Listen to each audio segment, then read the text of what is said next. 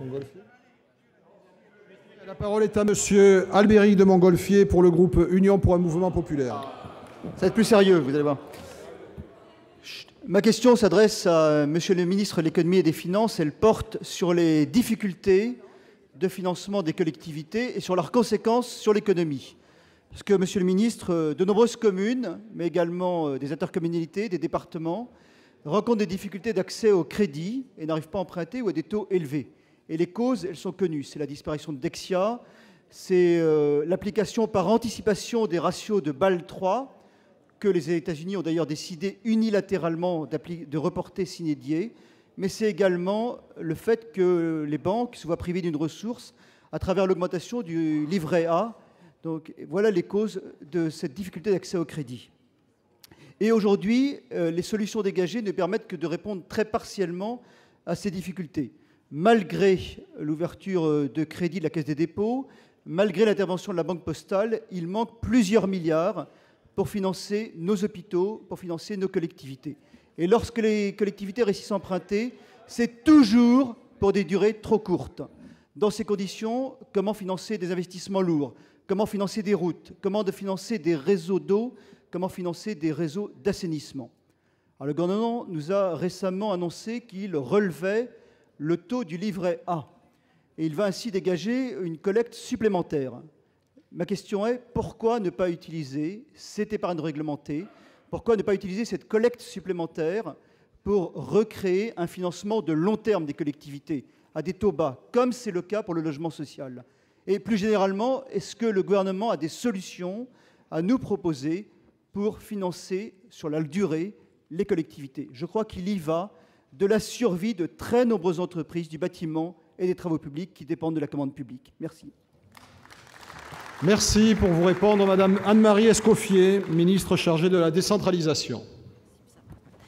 Monsieur le Président, Monsieur le Sénateur, la question que vous avez posée est au cœur des préoccupations du gouvernement. Vous savez que depuis des mois et des mois, nous sommes en train de suivre la situation des collectivités locales qui ont de plus en plus, vous l'avez dit, de difficultés pour accéder aux différents crédits.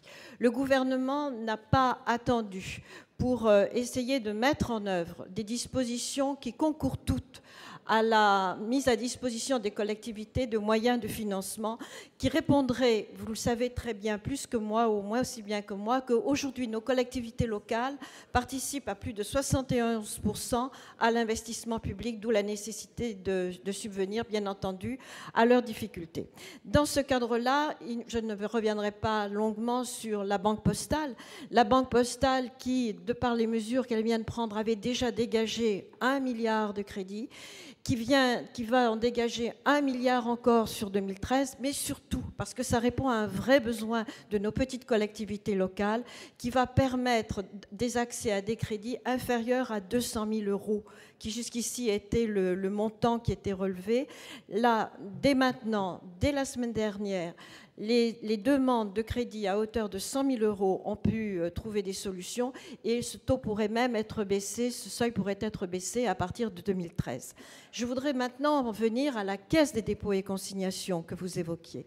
S'agissant de la Caisse des dépôts et consignations, l'année 2012 a permis d'ouvrir 5 milliards de crédits, 2 milliards dès le mois de mai, 3 milliards dès le mois de juillet, et je veux l'ajouter quand même et le dire, le taux d'emprunt de la Caisse a été baissé, et sensiblement baissé à la demande du gouvernement.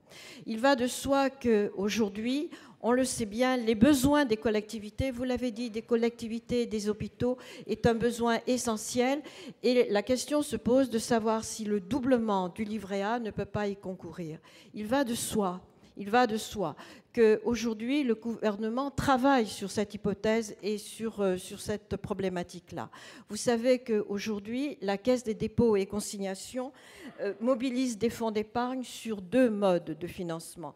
D'une part, l'affectation d'enveloppes de crédit à moyen terme pour des investissements non fléchés et à long terme pour des investissements thématiques. C'est de cette enveloppe-là, sur cette enveloppe-là qu'il faut travailler, et c'est sur cette enveloppe-là que justement le doublement doublement du plafond de livret A permettra de trouver des solutions. C'est ce à quoi, en tout état de cause, le gouvernement travaille pour la prochaine échéance, puisque à la fin de cette année, la dernière enveloppe pluriannuelle aura été utilisée. Je peux vous assurer de la volonté, de la détermination très forte du gouvernement de trouver des solutions pour répondre à la nécessité pour les collectivités territoriales de trouver des crédits pour répondre aux investissements auxquels elles ont à faire face et qui restent une priorité pour l'emploi et la croissance. Merci,